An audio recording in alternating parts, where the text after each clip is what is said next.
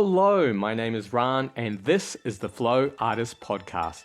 Every episode, we interview inspiring movers, thinkers, and teachers about how they find their flow and much, much more. I hope you're having an absolutely wonderful day, and I hope that daylight savings last weekend or the weekend before didn't knock you around too much. I can say for myself, I was happy to get that extra hour of sleep. Now, just before we get into the episode, there's a couple of things I wanted to talk to you about. Firstly, I wanted to announce the winner of our Good Hustle book giveaway.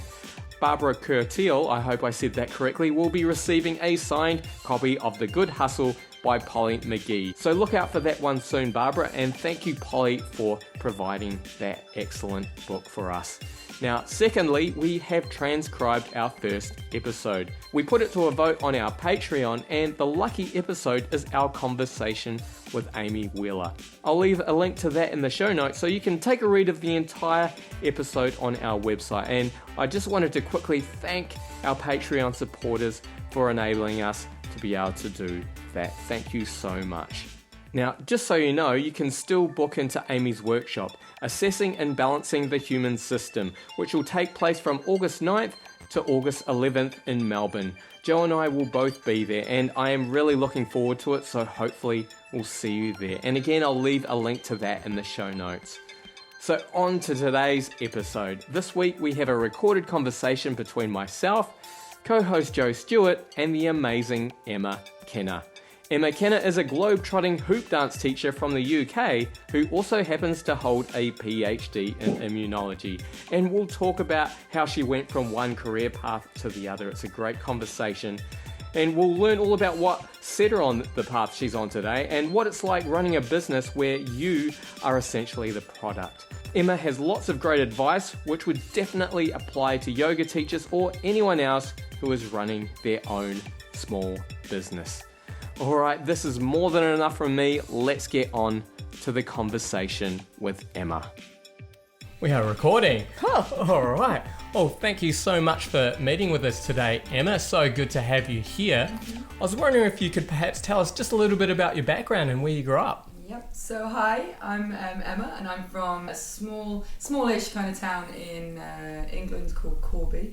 It's an old steel town, so it's like everyone lost their jobs the day after I was born, which is a bit crazy. Oh, wow. So it was an interesting kind of place to grow up, like a very sort of vibrant town that sort of had the proper crash from the 80s. And, wow. But I was exceptionally lucky. Like, my parents were awesome, and I never knew that we didn't have huge amounts of money, and we were really good actually. And I was quite a shy little kid, but other than that, which you wouldn't imagine now. I know, you've really blossomed. Anyone that meets me wouldn't imagine that now, but yeah, it was great. Corby was cool. I mean, for me, I never knew any different, so it was fine and good and all that, yeah.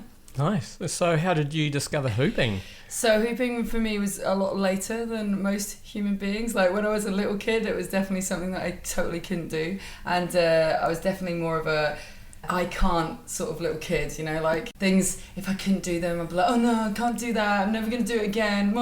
I'm just not the sort of person that can hula hoop, I'm not the sort of person that can handstand, that sort of thing. And then as I sort of got older, that just sort of continued. But I got into hooping through poi, actually. So I started doing poi, which is chains with either fire or normal balls on the end of them, and you sort of spin them around. Sounds so hardcore. Yeah. Like chains with fire. That's what it was for me, because it was all from the sort of festival scene. I saw it at Glastonbury Festival, which is like a huge music festival in the UK, and I was completely obsessed with these people. And my friend came over to me, this is when I was like 19, and my friend came over to me and just said, Emma, why don't you just learn how to do it? And it was like light bulb moment, like, oh, okay, fine, oh, amazing. Because I'd just been sitting watching these people do this for like 2 days. Oh, just being like, doesn't matter that there's like, you know, amazing acts on. All I want to do is sit and watch these crazy fire people. And the next year I was in the fire circle doing it. So I was like, nice. yeah, awesome. But it's amazing, you know, it's one of those things, again, like you're looking at something and you just make the assumption that you'll never be able to do that. So you don't try it. You know, and that's something that's changed at that point, I think. Well, maybe not at that point, but I think the second time that happened was with hula hooping. So I was about 27 and I was at a little festival and I was teaching poi to get a free festival ticket. That's what I did. I wasn't really doing it so much anymore. I just really wanted, you know, to get into these festivals for free because I had a real life job and, it was like my holiday. So I was doing my poi teaching and there was a hula hoop teacher right next to me. So obviously everyone wants to do hula hoop. No one wants to do the spinning ball thing, like everyone's coming, oh, hula hoop. So I'm standing there like, why is no one doing my thing? And the girl that was doing the hula hoops called Anna Drury, who's a performer from London. And she basically was like, Emma, why don't you just try it? She was like, just try it for about 2 days. And I'm like, no, I can't do it. No, I can't do it. And this is for the people that don't know about the hula hoop world, basically this is a really common thing when you teach beginners hula hooping. You'll always have the people that just won't pick it up and try it. They're just like, no, I'm not doing it. I've never been able to do it. It's not for me, And I was definitely one of those people, 100%. And so it took about 2 days of her persuading me and just watching everyone have such a good time. And then I picked up this enormous 44-inch massive hoop, which is, I don't know, do you do metric or centimeters? Oh, yeah. Sorry, weirdos. I don't know why we still do that. It's completely ridiculous. But anyway, so huge hoop, like really nearly up to my neck.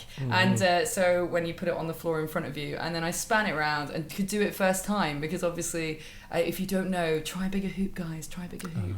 It is the key. It's the key to everything. And I just basically spent the next 3 days standing with this hoop at my waist and just trying to persuade everyone else to hoop. So I was like a hoop teacher from the start, from day one. And then so Anna was selling hoops, but they were £20, which is crazy because that's actually really cheap for a really nice material wound hula hoop. But I was in this mentality of, oh, I'm not paying £20 for a hula hoop. That's loads. Oh. And so I didn't buy one then, which was a real shame because actually I was really, I was loving it. And all I wanted to do was hula hoop. And someone had managed to teach me how to lift the hoop above my head. And I thought it was like the most amazing trick I'd ever seen in my life. And I was saying to this guy, oh, you've been hula hooping 2 years. Do you think I'll be as good as you in 2 years? And he was like, yeah, I barely do it and I can only do 2 tricks. I'm like, no, you're amazing.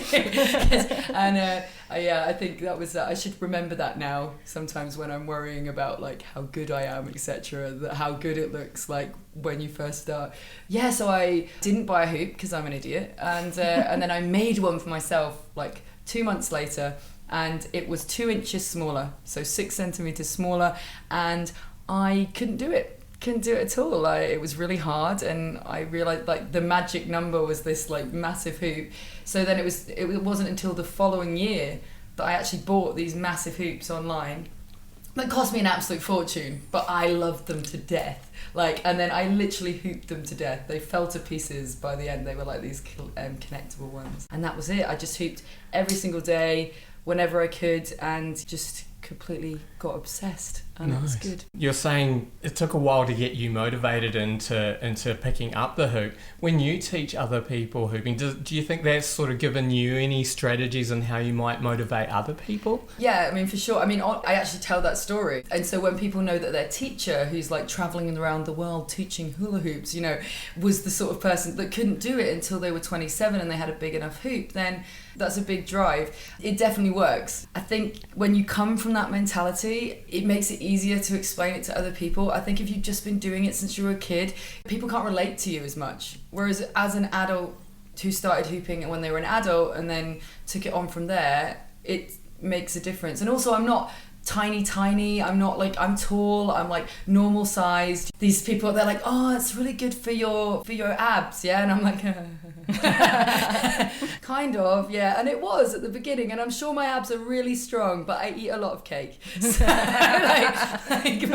it's definitely healthy for me in general, but it's interesting, like, you have these stereotypes in your head as a non-hooper, and I suppose it's the same for yoga, etc., dance, everything. Everyone's got this idea of what someone who is good at these things should look like, and so it's nice to sort of be a bit different to that as well, and I think that helps. But yeah, so good, I can keep eating all the cake. Yeah, you're an inspiration to others. Yeah, exactly.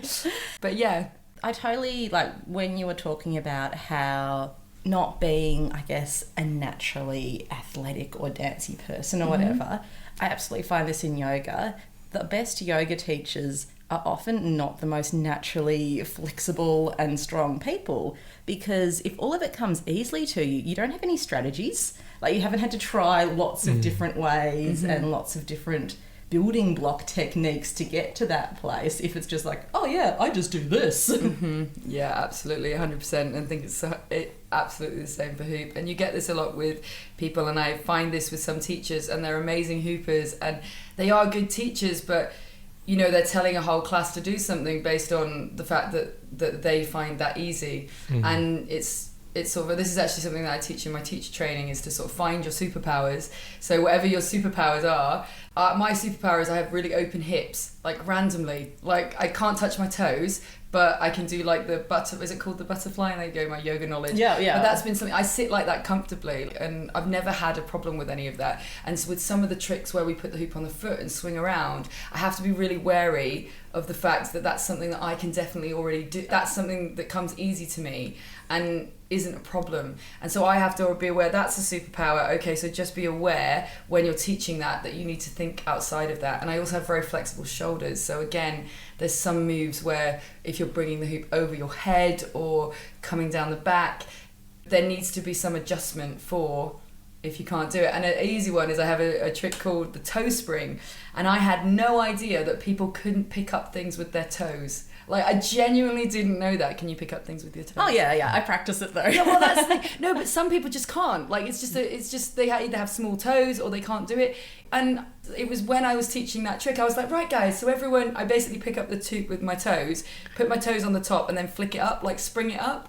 It's great. It looks hilarious. It's like, people are like, what are you doing? But I just did that naturally because I pick stuff up with my feet. But then lots of people can't. And it took being in a classroom and saying, everyone do this, and realising that half the class couldn't. But I was like, oh, okay, superpower, brilliant.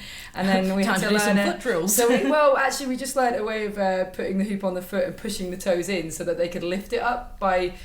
so instead of picking it up off the floor, you actually lift the hoop up and then push it between your toes. But anyway, but it's little things like that, and that I think that happens all the time. And I think as a teacher, it's really important to be constantly aware. And I've been teaching now for like 10 years maybe, with hoop, and longer with poi, and obviously with science, which is my background. So I was doing a lot of teaching there, and you know, I'm constantly learning how to teach better. And just keeping my ego in check on how good a teacher I am is very important, and making sure that I actually just keep progressing and keep noticing when I'm making mistakes and when I'm using my superpowers wrongly. I think one of your superpowers is that ability to be able to look around the room, because the way that you teach a trick is you'll usually show everyone a few different options, and then you'll be like, right, working on it on your own, and you'll just like cruise around the room. And I've noticed every time you come up to people, you just be like, all right, what you just need to do is change your angle of that hand, or you've got it, now just do a little bit quicker, or just like relax your wrists a little bit more. Yep.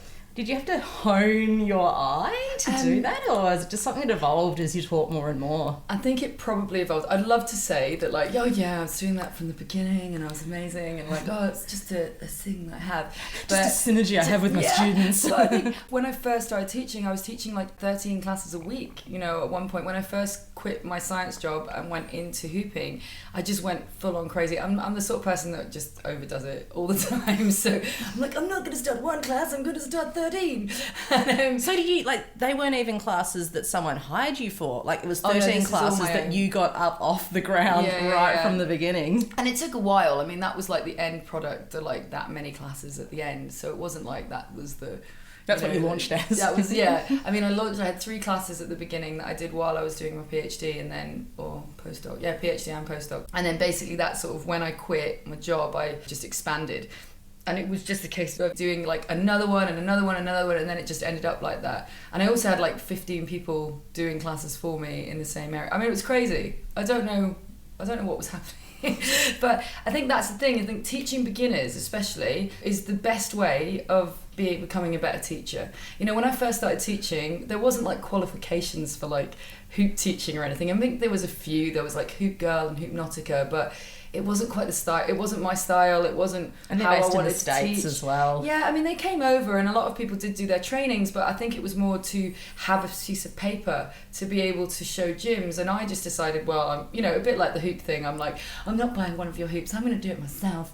And, you know, whether that was right or wrong, I don't know. And maybe it would have been quicker if I'd actually gone to some trainings. But what I did in the beginning was just started up a class, but it became... I mean, my original class members would tell you, and I'm still really good friends with all of them. Like, they're all friends of mine, whether they hoop or not. And we used to just sort of like, I'd be like, right, we're going to do foot hooping today. And we'd all lie on the floor to put the hoop on our feet. We'd just be having a chat, and I'd be like, I think it's something like this. I think you put it on like this. And that's how I started teaching. And, you know, at one point, we'd all be like lying on the floor and no one would be hooping, and we're all having a chat. And I'm like, guys, we could just go and have a cup of tea and you could pay me to sit and have a cup of tea. But I mean, that's the thing, a lot of people are there, and that's another thing I have to remember is people are there actually not just to learn things, like they're there to sort of do an activity and be out and like interact with other humans that aren't their immediate group, and that's like the social aspect of a hoop class or of any sort of class is something that I like to try and keep in mind, which is why I try and keep it light, etc. But to answer your question, I think it evolves over time, and I've always done the play, like explain the trick, put a song on, and then walk around the room while one song is on, and it helps me with my workshop planning as well, because it means I can be like, okay, so when that song finishes, that's when I stop going around, and I think that's really good. And I think that also comes from, I mean, different sort of learners require different things, and everyone's got a different problem, you know, and you can, now these days I can look around a class and I can tell the person that does everything too fast straight away, and because they just like going fast and they have to be told to slow down, and pretty much I'll spend the whole class just being like, you could just do that a bit slower. It's perfect, just do it a bit slower and it'll be easier, things like that. And you know, there's all these different, I have these sort of archetypes or characters that are in my classes now. There's the person that thinks they can do everything already, and there's the person that thinks they can't do anything ever, but has the most perfect lines you've ever seen. You know, there was a girl actually yesterday, it might be Renee, I think her name is, but she's lovely. She says she hasn't hooped for ages, but she had the most perfect lines for her roles I'd ever seen. But she's like, oh, you know, I haven't hooped for ages and I feel really out of touch with it. But actually, for me, looking at her, she was just so clean, and everything was, you know, she would do everything straight away. And it's really interesting to see the sort of differences in people's, it's all mentality, really. I think the actual teaching of it with the stuff I teach, you know, I teach a lot of technical tricks, and they look difficult and they look impressive, but actually most of it, as long as you break it down step by step by step by step, you don't need the muscle memory that you would require for putting the hoop on your body, at your chest or your waist, or, you know, having 4 hoops on you. And I suppose it's the same for yoga. You do have to build up some strength and flexibility to be able to do the poses to their maximum. Well, can you ever get to the maximum, whatever? But I suppose it's slightly different for the way I teach, because I do feel like the step-by-step process means that you don't need to have so much flexibility or so much. Well, it's actually something that I really love about hooping as opposed to teaching yoga, because yoga is such a lifetime journey and a lifetime practice, and it's not necessarily about achieving a certain shape. A lot of it's about just tuning into your body, and it's really gradual. But hooping, you can like learn an amazing new move in like 15 minutes, and it goes from like puzzling it out, and then once it's in your body, it's just like, bam, here's a new trick. Yep. And then everyone has their own flavour that they bring to it as well. So that same simple move can look completely different depending on how quickly you do it, or how much like swagger you put in, or whether you make it really slow. So that's a really fun aspect of it. Yeah, I totally love it. And I love the fact that you can take, because you can learn so much, you can kind of take the bits that are you and really make it your own very, very quickly, which is something that you don't get in other things. And I really like, so I think about this, again, it's the science. If you think about the learning curve in most things, for instance, like guitar. I got a guitar when I was like 15 because, you know, Nirvana. And I was like, yeah, brilliant. And I thought I was going to learn it. But you have to actually practice quite a lot to be any good. And, you know, and it's quite complicated. I mean, it's not that complicated to do simple chords, but it's more complicated than, like, you know, a ukulele, which is super easy to learn, which is my little love. But yeah, the learning curve is steeper. And I think this is the same with when I go to yoga classes, and I've got to admit, I'm horribly competitive. Like, so it's probably good that I should go to yoga classes, but yoga classes aren't good for me, like, in-person yoga classes don't work so much for me because I just find myself like comparing myself to everyone, which I realise is a problem that everyone has, but it puts me off. It actually makes You're like, this isn't relaxing. Yeah, and especially, and I think also because it's my hamstring flexibility that's so bad, it means that down dog, which you do all the time, is literally the hardest move ever. And because people assume, because of my shoulder flexibility and my hip flexibility, that I'm really bendy, they'll like come up to me and try and like straighten my legs, and my legs are like practically on the floor, you know.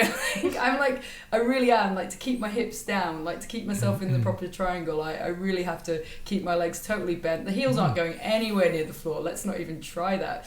But I've learned over the years that that's where I have to be. And so I suppose it has been good for me to sort of learn that it doesn't matter that everyone else is doing X, Y, and Z. You know, I can just do my own thing. But saying that, it still gets to the butterfly stuff, and I'm like, and then I'm like, that's not right, Emma. Come on, it's not yoga. But you know, it's a long-term issue that I need to. And I think that self-awareness and learning about yourself and the workings of your mind is totally yoga. Yeah, so. I think so. No, it's good. But yeah, it's so hooping is quicker. It's a lot quicker, and you can really express yourself very, very quickly, which I think is something that is harder in other forms of dance. And also, obviously, yoga is more about using the postures that are already a thing, you know, and people have already worked them out, and you know, thousands of years ago. Yeah, and they are, yes, there is some variation in this, but it's a different thing, you know. Whereas, like, I find with hooping, it allows people to express themselves. With dancing on its own, you can express yourself, but it's terrifying because it's just like being naked, basically. Like, here, look at me. Whereas with a hoop, having a prop of any sort, it means that you can express yourself. You can convince yourself that no one's looking at you, they're just looking at the hoop. Because I mean, we're all like a little bit exhibitionist, you know, especially when we're doing things like dancing and hooping. And sometimes I hoop 100% for myself, but really I'm also a show off, you know, and I think most people are. And your fear of what it looks like, even when you're hooping for yourself, if you're in a public space, is something that puts you off. So I think it's really nice to be able to have that kind of, it's like a safety blanket, you know, of expression. Like, I'm just going to use this thing and you don't have to look at me, I'm just going to swing this circle around. Oh, especially if it's like LED or course. Shiny. It's like, I'm just going to spin around, it looks amazing. Yeah, exactly. Hello, Ran here, just popping in for a quick reminder about our Patreon page. Now, Patreon is just a way for you to support our podcast from as little as $1 a month. Higher tiers get great benefits such as shout-outs on the podcast, and this week I'd like to thank Sheila Belton and the wonderful Lucy Kanani, our latest 2 supporters. Thank you so much to both of you and to all of our supporters. We really appreciate it. Now, some of our supporters also get access to extra content, and speaking of which, we've filmed a short bonus video with Emma, and that'll go up on our Patreon page in about a week or so. Also, we were able to transcribe our episode with Amy Wheeler thanks to our Patreon supporters, and we are incredibly grateful. If you'd like to learn more, just go to patreon.com/flowartistpodcast. I'll leave a link in our show notes. Alright, let's get back to the conversation with Emma. It's kind of a really nice aspect of the hoop community as well, because it's this in-between space, especially at a workshop or in a park or something. People are hanging out. I guess people are a little bit performing, but they're also just like playing together. Yeah. And everyone's so encouraging. Like everyone really celebrates each other, and it's very unusual in other movement styles to kind of just come up to someone and be like, how'd you do that? That looked really cool. And if it's a hooper, as long as you're not being rude about it, usually they're really excited to tell you and to teach you. For sure. Yeah, no, it's really good. I mean, the community is for me what's held me in hooping for the whole time. Like, I go in and out of my actual hoop practice constantly. Like, sometimes I'm hooping loads, and I would say actually these days, you know, it's been 12, 13 years now, and I definitely shift out more than I shift into like a really regular practice. But the community is absolute magic. You know, it really is. Even now with my hoopers that don't hoop anymore, I still call them hoopers, but they're part of the community as a whole. So yeah, and this sort of sharing, and we have our problems. There are parts of the community, especially online, because as always, like, online is a much easier way to be horrible to people. You know, there are parts, it's not all rosy. There are parts where people are, that's my trick, that's this, that's that, and you can't do this and you can't do that, and that person did this. But I think overall, as you say, and especially in person, you very, very rarely get people being mean in any way or anything. It's just super nice, and you can go up to people, and if you get to a park and there happens to be a hooper there, which does actually happen these days, which is amazing, you could go up to that person and you're friends immediately. That's how it works. And you're like, oh, well, that's nice. That's cool. Yeah. That's it. Oh, look, I've got, and you know, for me, especially like from the perspective of the community, I mean, I've been traveling with no home base for 7 years, and I stay with hoopers all over the world. So they've literally, the hoop community has been my home for 7 years, and I've never felt uncomfortable. You know, I've always felt at home, and these are people that I've never even met. So the first time I turned up in Melbourne, Jane Fondle, who's a Melbourne hooper, she just turned up at the airport to pick me up. And it was like, we didn't really think about it, but we'd never actually met before, but we just sort of assumed we'd get on. And like recognise each other. Yeah, we were like, okay, fine, yeah. We wear a lot of lycra and do hula hoops, so this is probably going to go well. But I didn't even, it's almost like I don't even notice that I haven't actually met people before. Yeah, So, yeah, it's kind of weird. And I think the sharing side of things is really different, and actually it's actually really different compared to what hooping was. So hoop dance, and what we do, is very different to sort of the circus world of hooping and the performance world of hooping, where actually it doesn't pay to teach your big tricks to everyone else. From that point of view,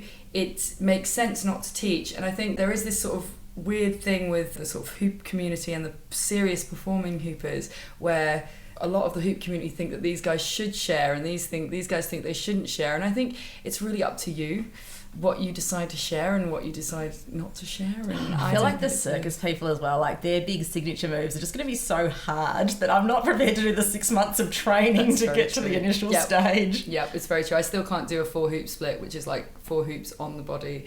I keep telling myself I'm going to learn it, because I'm like, you know, come on, Emma, you're a professional hula hooper, you should probably know how to do that. And I just can't be bothered. It's going to take standing in front of a mirror for ages, just standing still and just hooping constantly. Drilling those hoops. Oh, I'm just not a driller. When I'm doing things over and over again, I sort of incorporate it into something. So I'll put a song on and I'll be like, okay, I'll do it a few times, and then I'll be like, okay, I'm going to dance. Okay, I'll do it a few times. Okay, I'm going to dance. And so yeah, that sort of level of on body or big multi hoops and the stuff you see on sort of Cirque du Soleil and, like, you know, the big cabarets, it's not my style. It's not my style. I was wondering if we could backtrack a little bit. So you did your PhD in immunology, is that right? And I guess at the time you decided to move into hooping, were your friends and family a bit surprised, or were they concerned? Or well, I think friends-wise were probably like, oh, Emma, what's she like? But yeah, I mean, for me, it wasn't meant to be a career choice. I was doing my postdoc after my PhD, and I was in research, and my heart just wasn't in it, like, at all. I mean, so my mum was very, very sick when I was during my PhD, and before that she was ill for 6.5 years, and she died in the second year of my PhD, which is when I got into hooping. And I have to say, a lot of the reason I was hooping so much, I think, was the grief, and just like it was a good thing to do when I got home, so it wasn't thinking constantly about like the death and that sort of stuff. So, you know, hooping really got me through that period. But I was in the middle of my PhD, so I had to carry on. So then I did my third year, and then I did about 6 months of postdoc.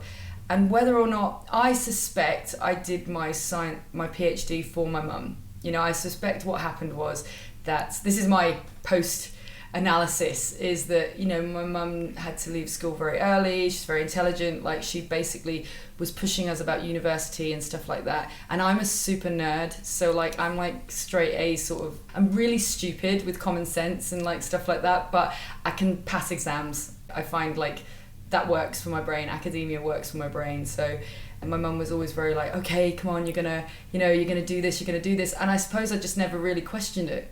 you know, I just kind of went with it. So when she died, I thought I was sort of losing my enthusiasm because of the grief, but actually I think it was because it wasn't for me. None of that was for me. So, and then, you know, I was working, you know, the level that you're working at, you sort of feel like someone else could be doing a better job than me, 100%. And then when you start feeling that, it's not nice for your own self-worth. And it's also not nice to think that you're taking up that space, and the work that we were doing was for people that were going blind, and I sort of feel like, let someone else do that. But I decided that I really loved the teaching. I always really loved teaching. Like, so I loved when I was doing my PhD, we helped teach the undergrads, and when I was doing my postdoc, we had like a PhD group, and I loved it, like absolutely loved it. And I thought, well, why don't I take a bit of time out and then get a job as a lecturer and just do teaching? Like, or a little bit of research maybe, but I mainly wanted to get a lectureship. So my plan was never to quit my job and become a full-time hula hooper forever. It was basically, oh, well, you know, maybe I'll take some time out, because obviously, you know, my mum had passed away. I was like, I'm just gonna have a year off. And luckily my partner at the time, he was really supportive, and he said, look, you know, you can do this, like just see how it goes with the hooping. And yeah, that went, and then obviously like I stopped and it all went a bit crazy. But so when I quit, yes, I did have to call my dad and tell him, so Dad, I'm going to be a hula hooper. But there was the kind of side note that I will go back soon, you know, so I'm just having a little break. Yeah, I'm just a little break. But I remember he did say to me, he's like, oh, so do you get to keep your certificate? And I'm like, your PhD. I was like, yeah, I'm still a doctor, Dad. And he's like, all right, that's okay. I was like, all right, brilliant. Yeah, I have to sign everything, Dr. Emma. Like, everything has to come through as Dr. Emma Kerr, everything to my dad's house, because that's where my mail goes. And he gets really annoyed if something doesn't have doctor on it. I'm like, it's the only way I use it, so it's nice. It's nice to put it on there. Just everything's got doctor on it, and people are like, he's like, my daughter, the doctor. Yeah, exactly, the doctor who's a weird hula hooper that travels the world. Yeah, it's a nice story for the golf course. I'm like definitely unusual.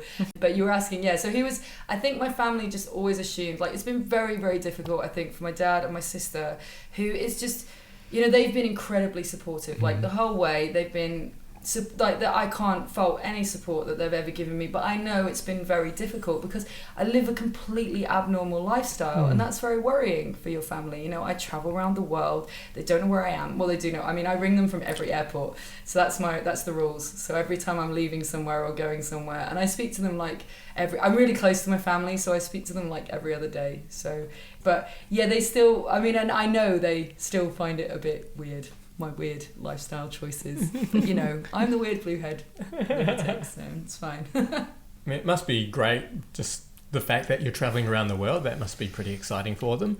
Yeah, it is exciting. I think it's worrying. I think for my dad it's quite worrying, because it's, you know, he's but I've started bringing him to see me, so that's been my last thing for the last 2 years. I'm like dragging him along. I'm like, look, this is what I do. These are the people I hang out with, and that's been really nice because. Have you ever made him come to a workshop? No. He's not. On my 30th birthday, which was 9 years ago now, which was the last time he hula hooped, we had one of these enormous like double hoops, and I got him to hula hoop at my birthday, and that was his first hula hoop. Oh, nice on Dad. Yeah. Way to play the birthday card. Yeah. He did really good, and I mean, he's amazing. He's just learnt to swim at 70. So wow. Yeah, like I always assumed he could swim when we were kids. Yeah. Because, you know, I think because he could always touch the ground, and he does this thing where he swims underwater. Oh, so he goes in the water, but he couldn't actually swim. Yeah, I mean, he had to go in with me and my sister all the time to all these like play parks and stuff. And now I'm older and we've talked about it. God, I nearly could have drowned. Yeah, I know. But no, and he's learned how to swim at 70. I'm so impressed with him. It's like so amazing. No, it's really good, and I've got him forcing him to come and visit me in places now. So he's coming round to my lifestyle. And yeah, and my sister's, you know, she's got a great job and a family, and she's at home, and I miss them all, but they're they find it difficult, but I think they've never been anything but supportive, and my friends just still think I'm crazy, and then they all just hooped. They're all like, oh, we'll come, like, so yeah, everyone's been amazingly supportive. And I mean, yes, there was a lot of like, you sure you're going to do this, when are you going to go back, what are you going to do? And I have to say, a lot of their, especially with the money side of things and the not having a pension and all that, they're very valid points, actually. So I think when I first did it, I mean, I was in my late 20s or whatever when I gave up my job, and I think you sort of think you're a grown-up, And actually, no, wasn't actually. So I was like, no, I'm fine. I can do all this and I'm fine. And I'm going to have loads of money and loads of classes, get famous and then actually like, and you kind of did. Well, okay, the famous and looping fine, sort of, but with the money side of things, I mean, the struggling artist thing is real, and it wasn't until I sort of added more things into my repertoire and had more sort of started selling clothing and all this stuff on top of it, that actually it took me out of this constant being worried about money side of things. And also, you know, not having a house really makes a difference. A lot of people I know that do this job, they also have to pay rent because they have lives in a certain location. Whereas for me, because I travel, I don't have that expense. So that makes a huge difference on like your yearly outgoings. Although travelling's expensive as well. You say that, but if you think about how much the average person pays on rent, bills, like rates, everything, actually it is expensive, but not as expensive. I'd say it's about even. I would say actually that's what I would say. I think it's about even. If you really, it depends on how you travel. That's what I would say, and it depends on how you live. You know, but I would say for me personally, the money that I spent on my rent living in Bristol, which is a really nice city a really cool city. I wouldn't say nice is probably not the word for it, but it's very cool. It's the Melbourne of England basically, and that's, you know, the money that I spent on my house there, and then council tax and everything else on top is probably more than what I spend on travelling every month, really. But again, it depends on where you stay. If you're going to stay in Airbnbs, if you're going to stay in hotels all the time, which I do occasionally because it's nice to have privacy sometimes. And you don't always want to be on someone else's couch. Yeah, I'm really good at someone other people's you just met. pets. And I've had rabbits on my head, and like woken up with the dog sitting on my face, because you're always in the cat's room. You're always in the animals' room. You're staying in the spare room, and it's definitely always where the cats live. And hoofers like cats, actually. There's a hell of a lot of cats in the hoop world. So yeah. So I think traveling is expensive, but as I say, like often people say that to me, like, oh, you know, you're going to Bali, you're going to do this, and I'm like, well, you know, they're like, oh, the flight's so expensive, and I'm like, well, the flight is like £450 or something. How much did you spend on rent this month? And they're like, oh, good point. You must rack up those frequent flyer points. Do you know what? I really wish I did at the beginning, and I've just started doing it last year, and yes, I do. And now I've got enough for a flight. I have got enough for a flight to like an American flight, and I've got enough on Qantas for like half a flight to Australia. So I'm such an idiot. It's one of those things, and this is kind of this whole. So I have this issue that I try and do everything myself, so then things get missed. And I had look up air miles on my administration list for probably like 4 or 5 years, and at this point I'm literally flying all the time. And what happens when you fly all the time and you're really broke is you take the cheapest flights. So a frequent flyer only really works if you're flying certain airlines. So what I ended up with was signing up to every single thing that I could think of, and then just notching on some bits. But what happened was after 3 or 4 years, I actually looked on Upwork, which is a sort of, do you know about Upwork? It's a platform to find people to sort of do admin for you and stuff, and you can find people that will do anything really, and you just put on you can do things. You can actually look for people, and there's like CVs on there, and find someone that will be your assistant, or you can just put a job on there. And so I was like, right, okay, I'm going to do it. And I put a job on saying someone to search for air miles for me. And it was my first experience of Upwork, and actually it didn't go so well. They sent me back, I had a few people say that they were going to do it. I picked the person, and they sent me back a thing. It did go well. They did say the right thing. They said I should sign up for British Airways, but I hate British Airways. So I was like, no, I'm not doing that. And at the time I was seriously considering living in Berlin, and I do live in Berlin quite a lot, so I ended up signing up for the German, one of the Lufthansa one, and I've got Qantas as well, and they're probably the two I use mostly. But yeah, I mean, it's so annoying. Again, it's one of these like, oh, I really wish I'd just got someone to do that, like got someone to look into it earlier, and then I would have saved tons and tons of money. But I didn't, because I'm determined to do everything myself. And this is something, you know, really working on. Let other people do the work that you don't want to do. It's the new plan. Yeah, we were talking about this earlier, weren't we? Yeah. And something I mentioned earlier, it's a real challenge when you are busy but you feel like you're not actually making enough money yourself to pay someone else to do part of your job. How do you divide out the stuff that you do and the stuff that you delegate and take that leap? Well, one thing I'd say is don't leave it until you need it. Like, do it straight away. Actually, if you know that you hate doing admin, if you know that it's not what you do, you know, everyone's like, oh, you're so lucky, you do what you love and all that. And actually, I would say 95% of my work is sitting at a computer doing administration. And I've got a PhD in immunology. Do you know what I mean? It's like I'm pretty sure I could be getting paid more than I pay myself to do admin for someone else, to be honest. So it's like this. You have to start thinking like that. You have to start thinking, okay, what is it that I could pass on to someone who's actually likes doing this work, for one, and is also efficient at it and good at it. And they do pay for themselves. I think there is a risk of overpaying. Like, there's, especially these days in the sort of digital nomad era, there's a lot of people who are like, I can do this for you and I'm going to charge you like, you know, $100 an hour to do this, but and I think there's a risk there a little bit, but part of me is, you know, of finding someone and just overpaying for something you don't or like really taking need. on someone overqualified because they seem amazing, where you don't actually need a digital marketing specialist. You just need someone to go through your emails and attend to the easy ones and pass the complex ones back. Yeah, so I think that's two different jobs. And so for me at the moment, I had a very amazing friend, Steve, who came on board to help me with my admin a long time ago, and he didn't just help me with my admin. He's one of my best friends, and therefore he can tell me when I'm being an idiot. So when he first came on board, he literally was like, you have no money, Emma. And he took my cards off me and he said, like, right, you have to tell me if you're going to spend something. And it wasn't that he was telling me not to, but having that extra layer of like, okay, I'm going to do this. And for me, it wasn't like buying cars and what it was setting up a class that was in an area where I didn't know if it was, I was like all excited because one person had said, let's set up this class, and I come, I'll bring 7 friends. And I'm like, oh, brilliant, that's awesome, I'm going to set up that class. And then you set up the class and that person meant, please set it up on that day, when at that time when I can come, and maybe I know some friends, but I probably don't, and maybe I probably won't even have time for this, you know.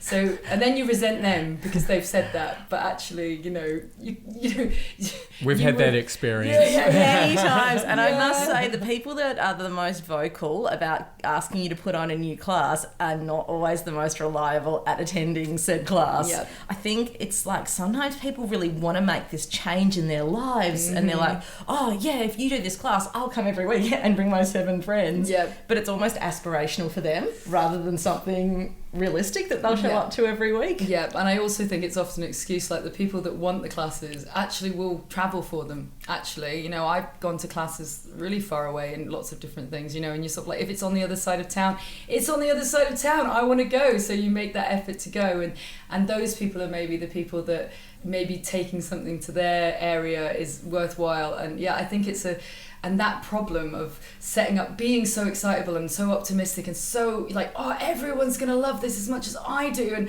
oh, you're just like so excited, and you put on these classes and then no one comes, and then that makes you feel bad, and then you're standing there and you get a lot of personal practice time because no one's turned up in a room that you've paid to hire. Exactly. And this is, I mean, I think this is common across all movement of any sort, or any classes at all. And so that was something I kept doing. And so one of the things that Steve did, having someone else to help me, having to vocalize what I was going to do, and him saying, are you sure have you got the emails of the people that are going to come? Well, no, not yet. Fine. And just having that, and then you're like, oh, okay, so I'm doing that again. You know, just having that checkup. And I think especially when you work on your own, it's just so good to have someone to speak to about that. And what I find the most successful businesses in most things are where there's a partnership or a group of people doing stuff. Generally, you'll find when there's an individual, there's usually a partner or a friend or a work team behind them that are helping them with everything. But you only see that one person, and I think that's something that I really learned. So Diane Love and Masao at Hoop Lovers are like, I mean, they're just the most amazing. They're a power couple. I mean, I'm totally in awe of what they do. But before I sort of had met them properly, I was also very jealous of, and I just could not understand how one human being could get so much done and have it so professional and be so amazing. And the whole setup was so incredible. And I was just like, wow, like, and that made me feel like I couldn't do that. Why can't I do that? And then I'm realizing, okay, they're a team and they're working together, and they're both working themselves to death. Like those guys work hard and they give so much to the community and help so many people, but there is two of them, and that really makes a difference. And I think that's something that as a sole trader, having someone, even if it's someone to help you with admin, someone to sort of sound off, especially I think if you are in a relationship and your partner isn't your business partner, having a third person that you can say your business means it keeps it out of your relationship as well, because I think that's something that because I think every individual that is doing this needs to speak about it. You need to talk to someone, you need to write it down, you need to have someone to bounce ideas off, or you just end up doing everything and not really. Yeah, and just being really put out because your life's so hard because you're working all the time. Yeah, well, exactly. And the thing with the getting help, as I was saying to you guys earlier on, I mean, Steve coming on board was just, I mean, it really does change things. And he had to stop because he was doing something else, and then I just couldn't be bothered to train someone else, and I was like, well, I can do it all by myself. It's not a problem. Doesn't even matter. I'm really good at this, and it just feels. I've ended up stopping sleeping because I'm constantly. I've got this like 7 email addresses and 3 Instagram accounts. 2 of my Instagram accounts, I haven't posted on anything on them for months. So it's. And that sits there in the back of my mind, and I'm like, oh, you should have done this. You should, and those you shoulds just destroy you. So I think even if there's not something distinctly stressful in the foreground, it's there's always this background. Oh, you should have done this. Oh, there's always that. So last week, actually, Steve came back on board, and he's my friend. And this is just to say, I'm still learning. I'm saying all this, get help. But literally, it was last week he rang up and he was like, right, Emma, you need some help. And I was like, yeah, I'm fine. I'm all right. And he's like, what can I do? I've just reprioritised and I've given up sleeping, but I'm on top of everything. And he's like, no, I'm going to help. What can I do? And I gave him one little thing, and he was like, he did 3 things on that. And I was like, oh. And immediately I was like, it was amazing, the difference. Just someone clearing half of the emails on one of my email accounts was literally enough to make my shoulders go down, and you don't even realize that you're getting stressed about this. And there's the idea of putting on other people, and so there's the two problems for me have been, I don't want to put on other people. I don't want, even though I'm paying them, I don't know why, but I feel like, it's my thing. Oh no, and then the other thing is sort of, it's mine, and that's no one else can do it as good as me, and that may be true, but that's not the point, and actually giving up some of this stuff is really important. And we were talking about this earlier, this idea that the people that work for you don't have to do things exactly as you do them, and your clients aren't going to stop liking you because you've got some help with admin, and because you're not the one answering emails all the time. And honestly, if you haven't got time to answer the emails, you're not answering them. So they're just piling up, making you anxious. A super quick email that's probably a bit wrong and a bit late. So it's not helpful. So I think, big lesson for me for the business side of things is definitely to outsource workload. And actually, for me, it's worked really well having someone who's a really good friend to work for me. He's been really amazing, and because my personal style and my control freakness means that if someone else said to me, I can do this, and stop being an idiot, I'd maybe be like, you can't talk to me like that. I wouldn't, but I'd think that in my head and then be really nice. But I'd be like, and then just do all the work yourself anyway. But Steve can actually, because he's a good friend of mine, he calls me out on when I'm being an idiot and when I need help, which is nice. And he can tell when I'm stressed and stuff. But generally, I would say with other people that I've seen, actually employing friends and employing that is often, you don't get the skill set that you need from. And it kind of makes the friendship a bit weird. Yeah, I think I sell yoga clothing as well, and I have a friend working with that, and we've had to set very clear boundaries about what is our friendship and what is our business relationship, and that's an ongoing struggle, because when someone knows you really well and they know that you haven't got lots of money, they don't charge you as much for what they think, and things like that, like little things like that are a bit of a problem, because then that causes a friction that may not be a friction, but it could be a friction at some point. So we're really, really careful about making sure we keep personal and business separate. So I think, but it's probably a bit easier normally to employ people that are like, you don't know. But I guess if it's someone that you don't know and they're helping you with your emails, you really got to trust someone to let them into your email account, because everything goes into your emails. And then if they're doing, like, they're helping you with your banking stuff as well, that feels like, I think I'd want to know that person before I give them all those passwords. Yeah, that's true. But I think I think for me, it's been easy for me because I do know them and trust them, so I can just be like, here, have access to everything, it's not a problem, here's my Facebook, here's my this, and I do that genuinely. I do keep myself pretty open, and then I'm like, don't open that email. No, not that one's not for you. No, but but I think you need to keep a I think if you're going to do it properly, you should probably just have this is the email address where business stuff comes through to.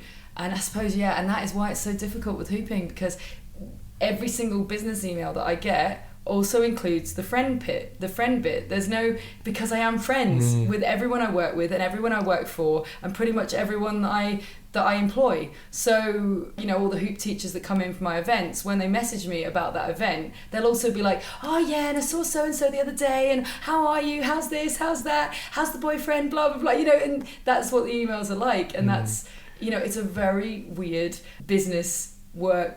Like there isn't a huge separation for me between business life. In fact, there's nothing. There's nothing. Actually, my current boyfriend doesn't hoop, so it's like, oh, this is new. Like I've got and so it means that, and I've been single for a really long time because traveling is easier with that. So it's been a really interesting transition to have an actual personal life that isn't to do with the hoop stuff. So actually, it's new for me. And it's interesting as well, because what you said earlier, that you're essentially your product, so that must make it quite complicated in some ways. Yeah, so we were talking about this earlier, and I think, like having someone be your spokesperson or whatever when you're the product is difficult. But in other ways, having someone promote you when you're the product is actually quite useful, because it's very hard, and I'm British, it's like almost impossible. I've had to learn how to be like, come to these amazing workshops with Kenna, she's amazing, and I'm like, cringy inside, no one said I'm amazing, I can't handle it.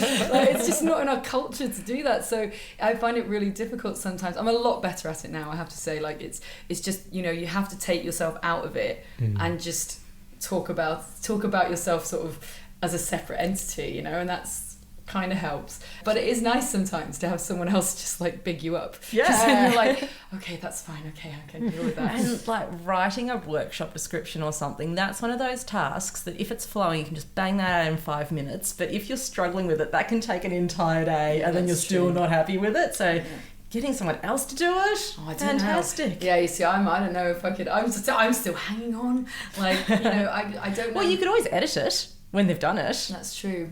But I don't even know how someone would do that for me. That's the thing. Like, so because it's like so much of what I do is just in my brain, and this is something actually that I'm trying to change now. Is because, I mean, you guys know, but I have like online workshops that I sell, and I do a lot of online tutorials and stuff.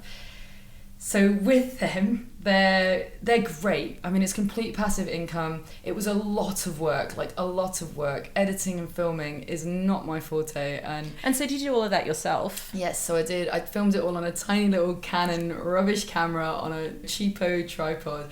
And that's the thing. They're on sale at the moment, essentially because the quality of 5-6 years ago's cameras was so bad. I mean, it's worse than a standard camera phone. And so at the time, it was really good quality footage, actually. But I feel like now the content's still good. Everything about it is still good. It still works. It still does the job. I still get really positive feedback about it.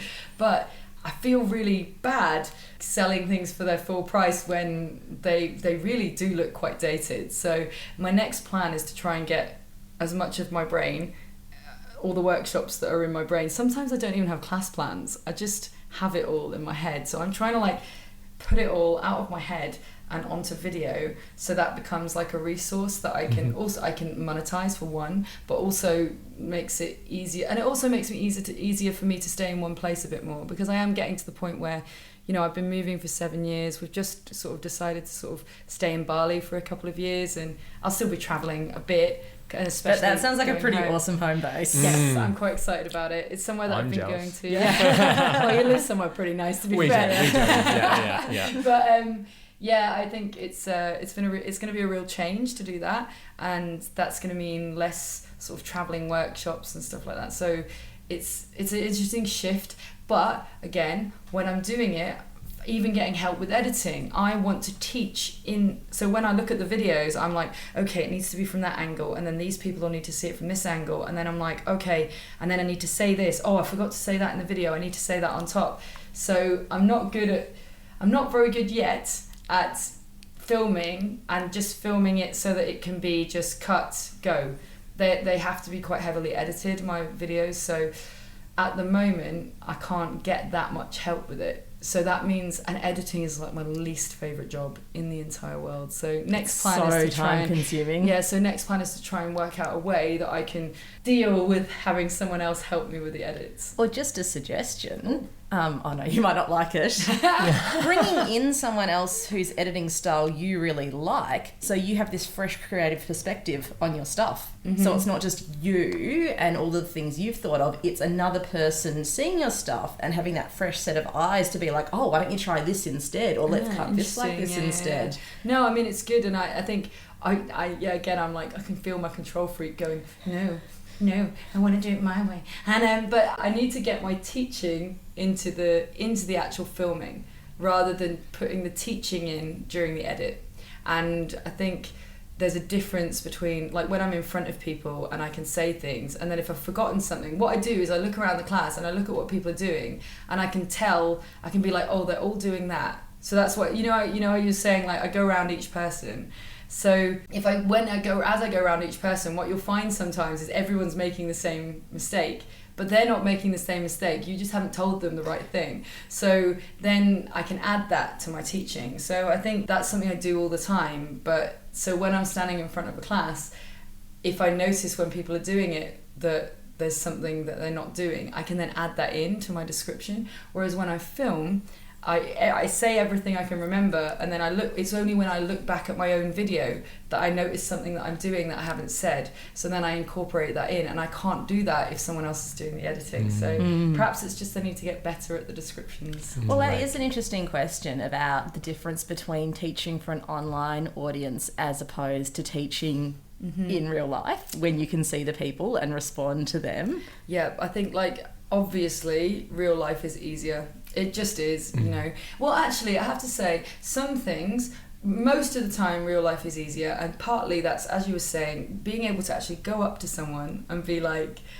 oh, okay, so watch what they're doing, and be able to say, oh, okay, that's what you need. That's the tweak that you need to make that trick work.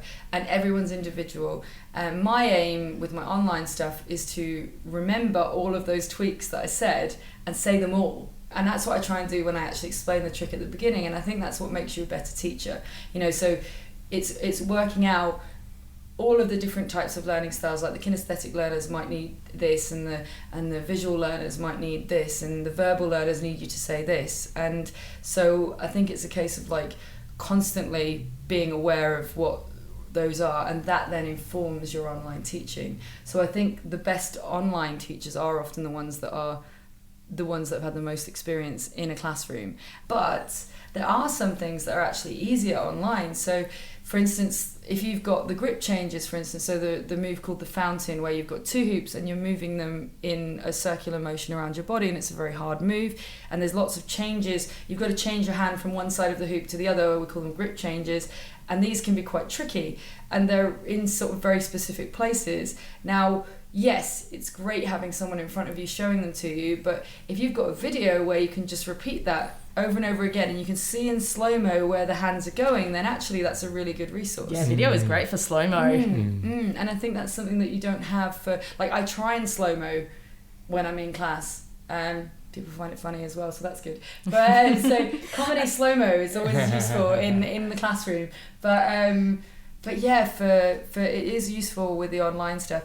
Things like body position are really, really difficult with online classes because most people, like, for when you're teaching something technical, people want to be behind you in general. I know like the aerobics world and other places they do a lot of mirroring, but I find with hoopers, they find it's really difficult. I don't know whether it's because it's a prop as well, so you're not just following arms, and when you're turning, it makes it really difficult.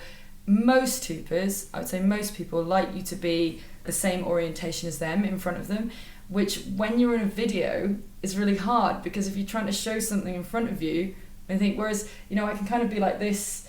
I do what's called Hooper's Eye View, or I call it Hooper's Eye View for videos. So I do the view, I usually hold the camera in my teeth, it's like professional. And I like this, like camera in the teeth. I'm trying to show what my hands are doing from how you would see it. And I think that's something that really helps with my tutorials, and I know that people have been really positive about that because I think that's something that's missing because it's all about the angles. It's where you're showing it from, and if you are just showing it, I find this a lot with Instagram tutorials, like people just show something from the front and then they slow it down and then you're like, what? I don't even know what happened there, and I'm a 10-year hoop teacher. But there's also a lot of people online that really like to just copy, so they don't mind if you just do a quick show it once and things, but for me I like every angle and I like to do it from both hands, and yeah, it's yeah. And I think that is also the difference between a tutorial that you pay for and something you see on Instagram. Yes. Like that extra layer of detail. You're pretty famous for starting out Swoop. Am I saying that right? Yes, like Swoop, a massive hoop festival. Yeah. And I guess launching a festival is something that we've kind of toyed with, like, oh, wouldn't that be awesome? And I know it's probably one of those things that looks like fun and excitement from the outside, but is a whole lot of admin. A lot of work. A lot of work. And money. Have you got any advice to anyone thinking of starting a festival? Yes, okay, so Swoop is Southwest Hoop. That's why it's called Swoop. So I started it because we were at Manchester Hoop Congress, which is run by Gail O'Brien, another amazing hooper, one of the best, and she started Manchester Hoop Congress after we'd been at the UK Hoop Gathering, which was the first ever hoop gathering in the UK by a hooper called Gemma Goddard.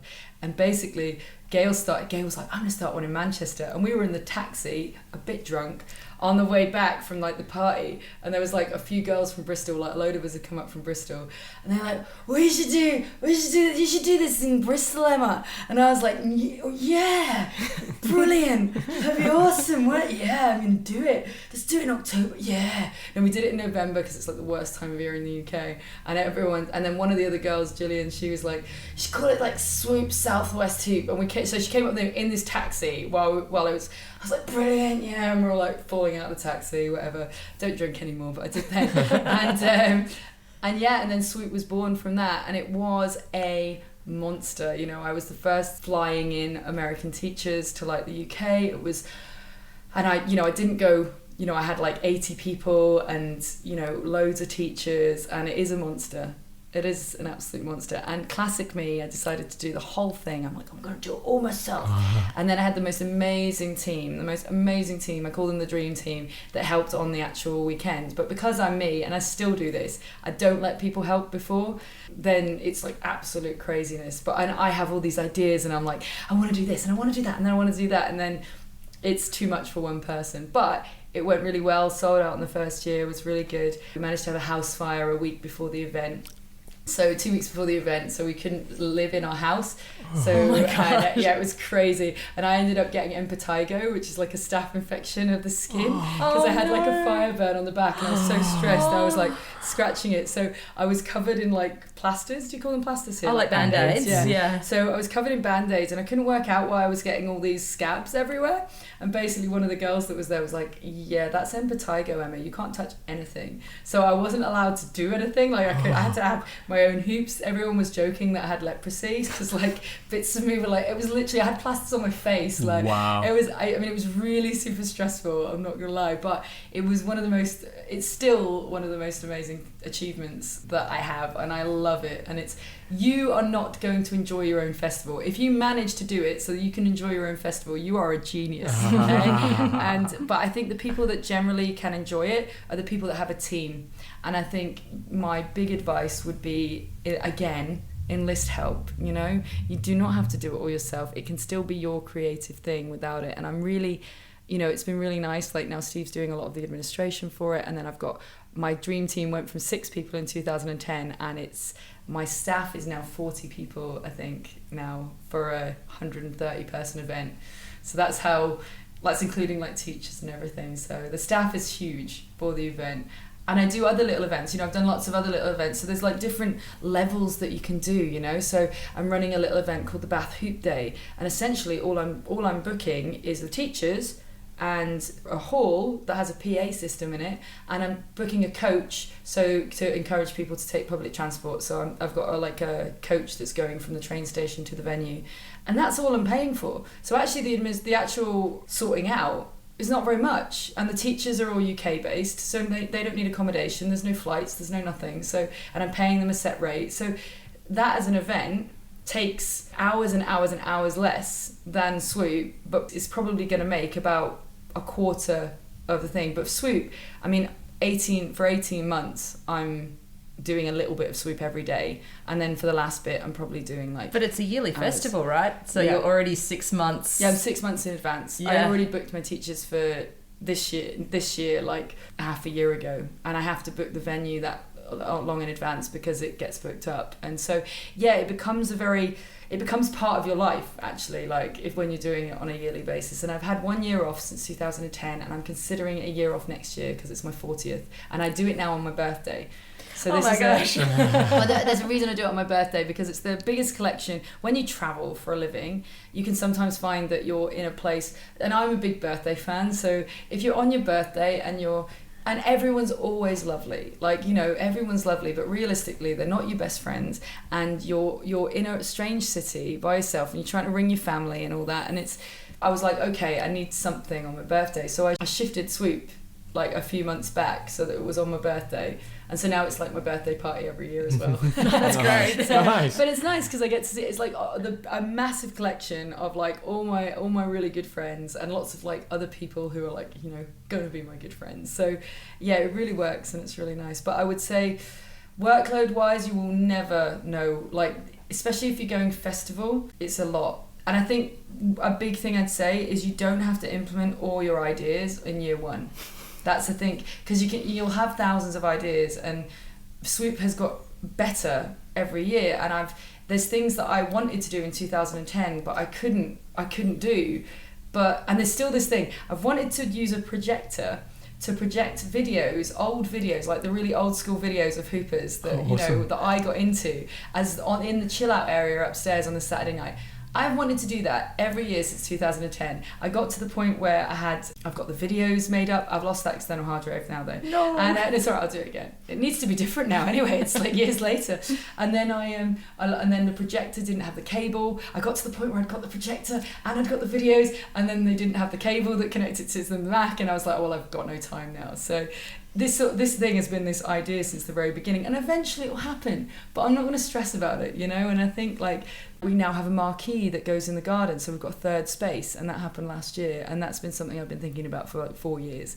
So it takes time, you know, and you can always include new things. You can start simple and then build up and see what works. And that's the other thing, you know. I've seen a lot of it happen where people set up an event and they spend loads of money on X, Y, and Z, and they think they've done their market research, and people have said they're going to come, the classic, but then people's lives are busy, and hula hooping isn't always their main priority. You know, like things like rent sometimes come first.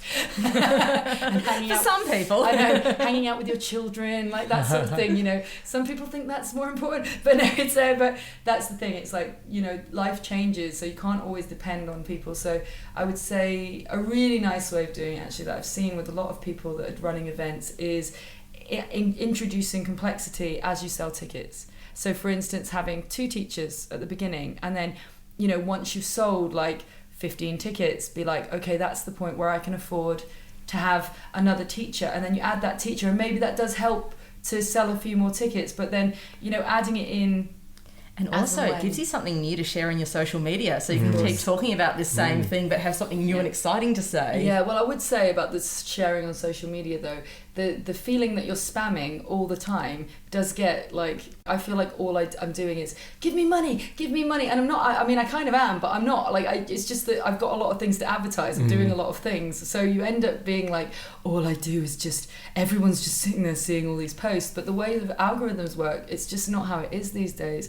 And I have so many people say to me, I've not seen any posts about that. And I'm like, I've been doing one every day for 2 weeks. I feel like it's all I'm doing, and then, but they haven't seen it. So I mean, this is something that I'm looking at the moment, like how to engage differently as social media changes, because as Facebook is now a very different thing to what it was when I first started and I first learned about it. So I think staying current with that, or paying someone that is current to do it for you, is really important. And with the advent of Instagram, as for us, for hooping, it's definitely like the thing.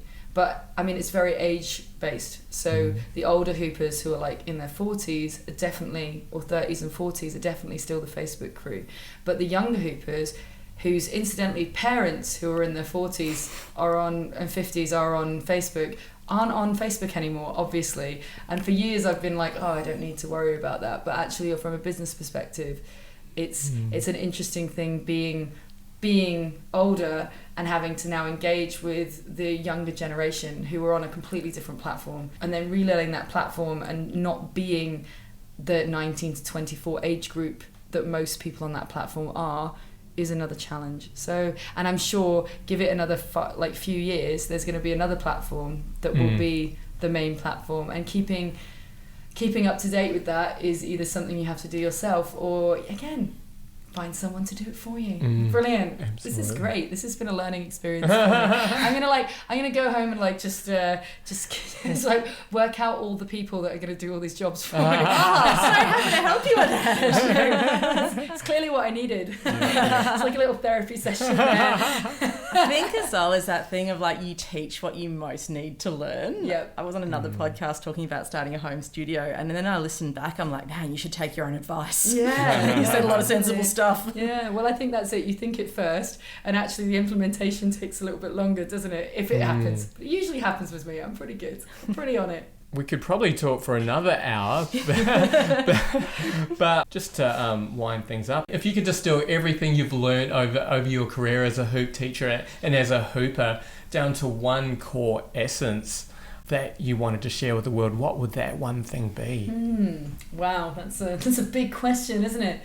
Oh, and it's got to be one thing. Yeah, just the one. Yeah, we put the pressure on. I think for me, as a hoop teacher, the thing that I gain most from is remembering what the people there need. Not thinking about what I need as a teacher, but actually thinking, what does my class need? And I'd say most of the time that is a confidence boost and the ability to get past this I can't attitude. And that, I think, is that's my aim in a class. My aim in a class is always to make people realise that things that seem unachievable are achievable, because that's something that I learned through hooping and through poi and all this stuff, and through my life as a hoop teacher.